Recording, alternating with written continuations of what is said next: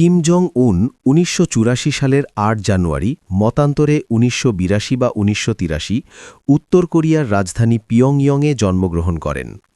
তিনি উত্তর কোরিয়ার দ্বিতীয় সর্বোচ্চ নেতা কিম জং ইল এবং কো ইয়ং হুইয়ের সন্তান। তার শৈশব সম্পর্কে খুব বেশি তথ্য জনসমক্ষে নেই, তবে জানা যায় যে তিনি উত্তর কোরিয়ার গ্রেট সাকসেসর হিসেবে অত্যন্ত গোপনীয়তার মধ্যে বেড়ে উঠেছেন।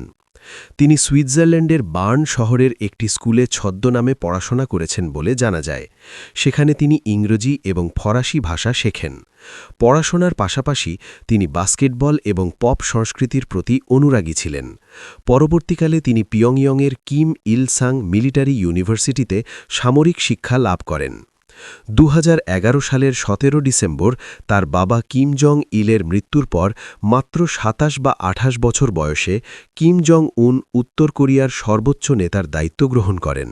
তাকে তখন বিশ্বের কনিষ্ঠতম রাষ্ট্রপ্রধানদের একজন হিসেবে গণ্য করা হতো।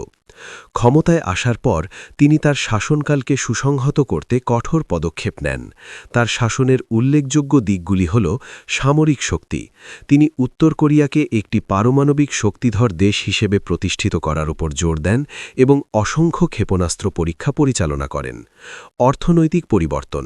তিনি কিছু ক্ষেত্রে অর্থনৈতিক সংস্কারের চেষ্টা করেছেন, তবে আন্তর্জাতিক নিষেধাজ্ঞার কারণে তা চ্যালেঞ্জের মুখে পড়েছে। আন্তর্জাতিক সম্পর্ক।